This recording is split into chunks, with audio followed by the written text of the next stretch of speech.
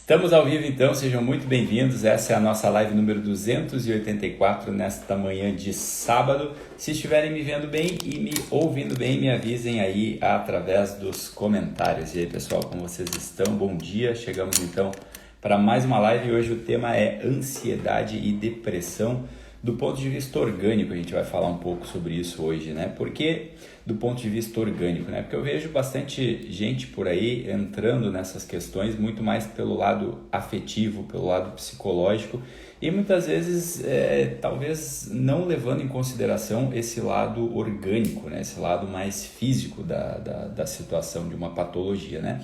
E às vezes a gente vê alguns profissionais, né, querendo levar toda a situação, todo tipo de caso dos seus pacientes, dos seus clientes, para o lado da sua especialização. E o que eu vejo que é um grande erro, né? Porque se a gente não faz pelo menos, né, ali uma certa conferência do que está acontecendo, a gente não pede para o paciente ir ali ver os seus exames, né, para ver como que ele está em relação a essa parte orgânica, essa parte física, é óbvio que a gente pode acabar muitas vezes se confundindo, né? Querendo levar a coisa para a nossa praia, para o lado onde a gente consegue ter um certo domínio e acaba desconsiderando essas questões que eu acho que são primordiais, né? Então, por serem assuntos, né, totalmente prevalentes, né, um assunto de muita prevalência no nosso tempo, né? Então, muita gente, é comum a gente ver muita gente sofrendo com esses tipos de patologia, né, nos tempos atuais, que é a própria ansiedade e depressão. E esses assuntos eles são de grande importância. Por que eles são importantes, né? Justamente por essa prevalência que eu estava falando aqui no começo, né? O que é essa prevalência? Prevalência é um termo, né, utilizado na medicina que ele indica que existe um número muito grande de pessoas sendo diagnosticadas com esse sintoma, né? Então isso é a prevalência, um número muito grande de pessoas sendo diagnosticadas com esse tipo de sintoma. Então, para isso a gente precisa entrar um pouco aqui para entender, né, de certa forma, como lidar com esse tipo de situação e quais são os tipos de prevenções possíveis, né, e as análises orgânicas que existem voltadas para isso, né? Então, quando a gente fala primeiramente, né, de depressão e ansiedade, é como se a gente estivesse imaginando o seguinte, né? Eu costumo dizer que a ansiedade ela deveria ter um outro nome, né? O nome da ansiedade deveria ser o contrário ali da depressão, que é uma compressão, né? Depressão, né, seria uma ausência de pressão, quando a pessoa não está enxergando mais sentido na vida, então ela tem essa ausência. E a compressão é quando existe um excesso de pressão, quando a pessoa está se sentindo muito pressionada. Às vezes pode ser uma compressão do tempo, às vezes pode ser uma compressão do espaço, né? Não sei se você já se percebeu às vezes assim, né? O tempo está correndo e você tem que entregar algum trabalho, você está atrasado. É normal dar aquela agitação, né? Você fica ali, de certa forma, um pouco ansioso, não como uma patologia, como um transtorno, mas às vezes aquela coisa daquela, né, afetação, daquela palpitação ali no peito de que vai acabar o tempo, né? O tempo está comprimido, né? Então existe uma compressão. Isso teria muito a ver com essa diferença, né, desses polos, né, entre a depressão e a ansiedade. Mas falando disso um pouco mais para o lado orgânico, né, começando pela depressão, né, a depressão ela pode existir como uma causa física, né, como uma causa hormonal. Então, vai além dessas causas, das causas emocionais, das causas psicológicas, né? Então é importante a gente investigar todas essas causas orgânicas que pode ter uma correlação muito grande, né? Não existe um único modelo de depressão, né? Então, assim como a gente vê também na questão da ansiedade, né? A ansiedade a gente pode ver como ali um estado antecipatório, né? É quando a pessoa costuma trazer demais o futuro para o momento presente, né? De um certo modo, todos nós acabamos fazendo isso, né? Então, mas só que isso pode ser por uma condição humana ou por um transtorno, né? Aí que é a diferença, né? Se torna um transtorno quando isso está muito presente na nossa vida, né? Então vamos pegar um exemplo aqui que seria considerado comum, né? Faz parte de uma condição humana, né? Imagina você estudou para um concurso importante, né? Que vai ser ali de repente uma grande virada de chave na sua vida e você passou ali, sei lá, anos estudando para aquele concurso e está chegando o dia da prova. Ora, é muito comum que no dia anterior à prova, né, você sinta-se ali, né, de repente, né, um pouco ali agitado, né, sente aquela palpitação ali, está chegando a hora, né, daquela hora derradeira, aquela hora ali que vai colocar um fim, que aquilo ali vai ser consolidado, né, que chegou aquele grande momento. Então é normal que isso aconteça, né, no dia anterior a esse evento importante. É normal, né? E a gente sinta assim esse pouquinho de ansiedade, né? Então, só que quando é algo normal, isso se consolida no dia que aconteceu e no dia seguinte tua vida volta ao normal, né? Tu vai estar ali diante de um resultado, pronto. Agora, se todos os eventos futuros da tua vida, né, acontece isso, né, acontece esse tipo de agitação, esse tipo de palpitação, aí sim, né, então toda aquela preocupação, né, demasiada, né, eu não sei se o meu salário vai dar conta ali, o meu salário vai dar conta de conseguir pagar todas as contas, eu não sei se o meu filho vai ir bem na escola, eu não sei se, e aí fica aquele eu não sei se, e aí aquilo ali fica permeando a tua vida de uma forma muito presente, né, então aí sim passam a ser casos que fogem da normalidade, né? Então, além de estar fugindo da normalidade, um outro aspecto que a gente deve analisar poxa, isso não está fazendo com que eu melhore, isso não está fazendo com que eu evolua. Pelo contrário, está tirando a minha saúde. Aí é onde tem um grande indicativo de que isso possa estar virando um transtorno, né? Óbvio que aí o ideal, né, sempre, né, em todos os casos, é você procurar uma ajuda médica. Você vai lá, faz a consulta que você precisa fazer para conseguir, né, ter um diagnóstico preciso em relação a isso, né? Então, formas da gente conseguir, né, já que a gente está começando aqui pela parte da ansiedade, né, formas que a gente consegue aí, de repente, né, lidar um pouco melhor com isso, né? Então, seria que a gente conseguisse pelo menos, né, a gente fala muito disso aqui no nosso dia a dia, né, conseguir organizar minimamente o nosso tempo, né? Ter ali, né, uma previsão, fazer ali, de repente, criar uma rotina, criar uma agenda ali onde a gente consiga, né, minimamente organizar o nosso dia para que a gente não saia fazendo as coisas de uma forma desordenada, de uma forma agitada. Outra coisa importante para a gente conseguir, pode nos auxiliar em relação a isso, assim, né, no nosso dia a dia, é conseguir, né, definir quais são as nossas prioridades, né? O que é prioridade na minha vida? Como que está a escala de prioridade? Eu tenho uma hierarquia para saber como agir quando acontecer, né, alguns imprevistos, algumas imprevisibilidades, né? Então, sei lá, poxa, tu tá ali no teu trabalho, realizando uma atividade de trabalho, mas, sei lá, aconteceu um problema de saúde com o teu filho, aí tu vai precisar ir lá socorrer ele, né? Então, é óbvio, você vai fazer isso, apesar daquela situação ali difícil, mas você vai fazer isso ali com uma consciência, sabendo que você está fazendo o certo, né? Então, ter consciente, ter de forma clara, não agindo de uma forma inconsciente o tempo todo, mas ter uma certa clareza do que é prioridade na tua vida. A escala das prioridades é onde você vai dedicar o seu tempo, né? Técnicas de respiração mais adequadas também são importantes, né? A gente tem várias por aí, né, mostrando isso, estudos científicos mostrando que também, né, tirar um tempo do dia, né, cuidar de como está a sua respiração, né, também técnicas voltadas para isso também podem ajudar a minimizar esses impactos. E também uma outra coisa que pode ser legal de ser utilizada também é colocar, né, uma presença, evocar uma presença total na tua vida logo no começo do teu dia, né? Não sair da cama já de uma forma agitada, pegando no celular, né, estando exposto a vários e vários estímulos. Isso também pode ajudar, né, você parar o seu dia para tentar trazer, né, seja uma forma de meditação, de uma forma de oração ou simplesmente de um certo silêncio, pelo menos ali por um tempo, você conseguir trazer essa presença total, assim, né, do teu ser para conseguir começar o teu dia, né? Então isso é importante, são algumas dicas práticas das quais tu consegue estar diminuindo, né, minimizando o impacto dessas agitações no teu dia a dia, né?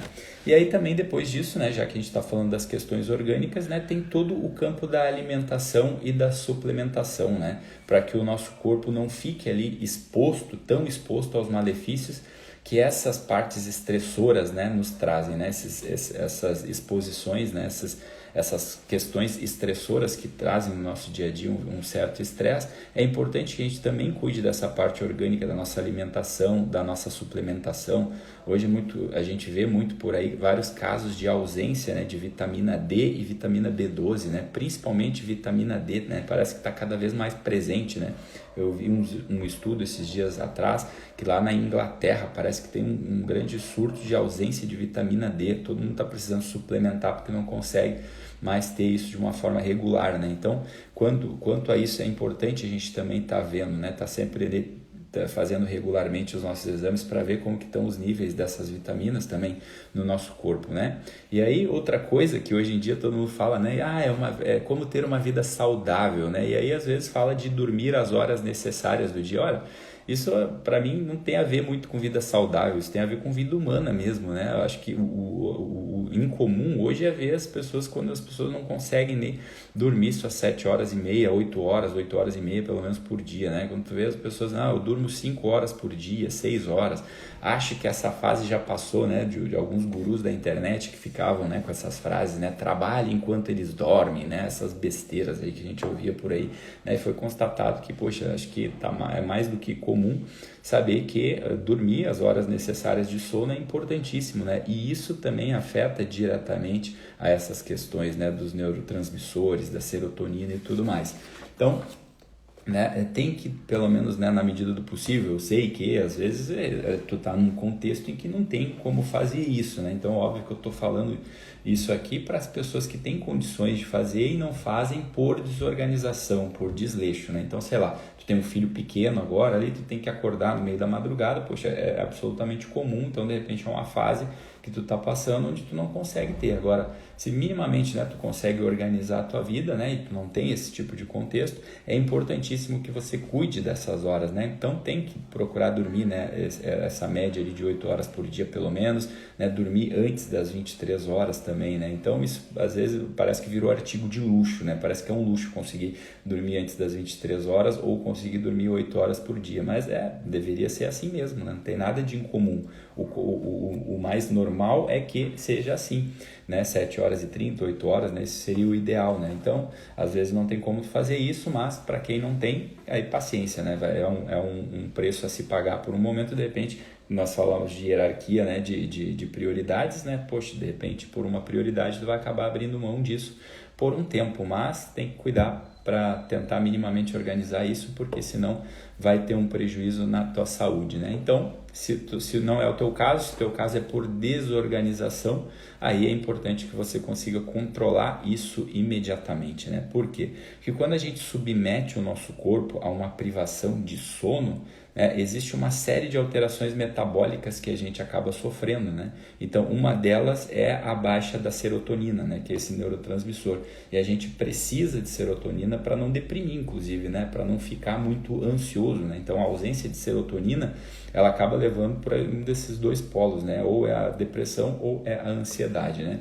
Então, inclusive, um dos remédios, né, que os médicos prescrevem, né, quando a gente está ansioso ou deprimido, é esse inibidor seletivo de recaptação de serotonina, né? Então, sei lá, tem muitos exemplos ali, a fluoxetina, estalopram, cetralina, paroxetina, vários exemplos de remédios que são prescritos, né, pelos médicos quando a pessoa está com um tipo de transtorno de ansiedade ou depressão. Então, tudo isso, né, são indicativos, né, de que existe ali uma ausência ali dessa serotonina e às vezes pode ser decorrente de uma privação de sono, né? Então são remédios ali para prevenir a ansiedade e depressão, porque eles mexem ali nesse controle da serotonina, né? Agora, existe um modo da gente regular isso que é dormindo bem, né? Então isso é uma coisa que, se tiver dentro da nossa condição de fazer, é importantíssimo, né, nessa parte orgânica, né?